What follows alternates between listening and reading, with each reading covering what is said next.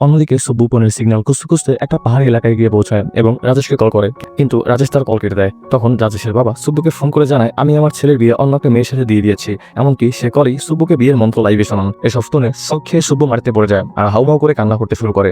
তখন পাশে বসে থাকা কয়েকজন মাতাল লোক সেখানে এসে সুব্বুকে অপহরণ করে তাকে তুলে নিয়ে যায় এবং তার সঙ্গে জোর জবরদস্তি করে খারাপ কাজ করার চেষ্টা করে। এদিকে রত্নার আম্মু গাড়ি নিয়ে এসে মাতালদের পিছু নেয় আর মাতালরাও সুব্বুর সাথে জোর জবরদস্তি করে ওর ঘোমটা ছিঁড়ে ফেলে। ঠিক তখনই কিছু ট্রাভেলার্স সেখানে এসে মাতালদের তাড়া করে, তাই কিছুক্ষণ পর বাধ্য হয়ে মাতালরা সুব্বুকে ট্রাক থেকে ফেলে দিয়ে পালিয়ে যায়। তখন রত্নার আম্মু তাকে উদ্ধার করে বাড়িতে নিয়ে আসে। বাড়ি ফিরে স্নান করার সময় সুব্বু তার অতীত আর রাজেশকে মনে করে কান্নায় ভেঙে পড়ে। ঠিক তখনই রত্নার আম্মু তার পাশে আসে এবং তাকে সান্ত্বনা দেয়। তারা ওকে বুঝিয়ে বলে যে তোমার গ্রামের লোকেরা যা বলে সব মিথ্যে, কোনো দেবী কখনোই গর্ভে থাকা সন্তানের বলি চায় না। তোমার গ্রামের লোকেরা এখনো প্রাচীনকালের অন্ধবিশ্বাসের মধ্যে ডুবে আছে। একটা মেয়ে ঘোমটা পড়ুক বা না পড়ুক, বিয়ের পর তার বাচ্চা হবে, এটাই স্বাভাবিক। এসব শুনে সুব্বু সারা রাত বসে ওদের দুজনের কথা ভাবে এবং পরদিন সকালে সে তার ঘোমটা চিরদিনের জন্য বিদায় করে দেয়। পরবর্তী পার্ট দেখতে ভিডিওটি একটি লাইক দিয়ে চ্যানেলটি সাবস্ক্রাইব করে আমাদের সাথেই থাকুন।